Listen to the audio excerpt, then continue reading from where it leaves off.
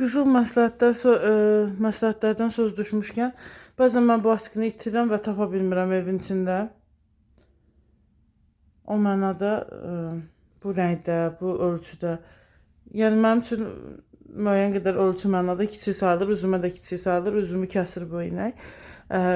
Yəni demək istəyirəm, itirirsinizsə, sonra tapa bilmirsinizsə və yedək bir eynəyiniz də yoxdursa, belə yanlış seçimlər eləməyin, o mənada o tövsiyəmi vermiş olum. Ya da eynəyi ümumiyyətlə öz qabında saxlamaqda fayda var. Çünki miopi yetərincə insanı sıxıntıya salan bir durumdur və təbii ki, yalın gözlərlə yedek açıq olmayanda itirdiyin açığını tapmaq çətin olur da.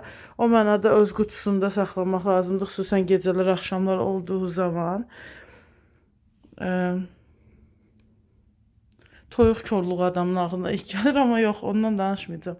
Başqa da məsləhət, hə, bir də dəstək istəyirdim ki, düzdür, siz sağ olasınız ki, dəstək olmursunuz.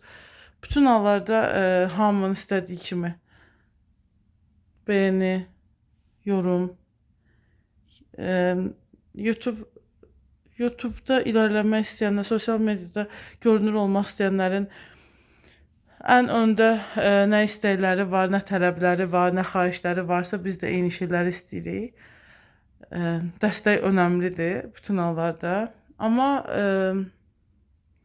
yəni də bəzi şeylərdə biz sosial varlıqları bir-birimizi dəstəkləsə yaxşı olar. Amma bütün hallarda qarşılıqlı fayda prinsipi ödənilir. Əgər sən başqasına dəstək olmursansa, bir növ başqasından dəstəkdir görə bilmirsən, təbii olaraq. Əl-əli yürü, əldə üzü, nəsə belə bir məsələlər falan çəkilə bilər. Üzüm çox yorğun görünür, gözlərim dəhşət yorulub.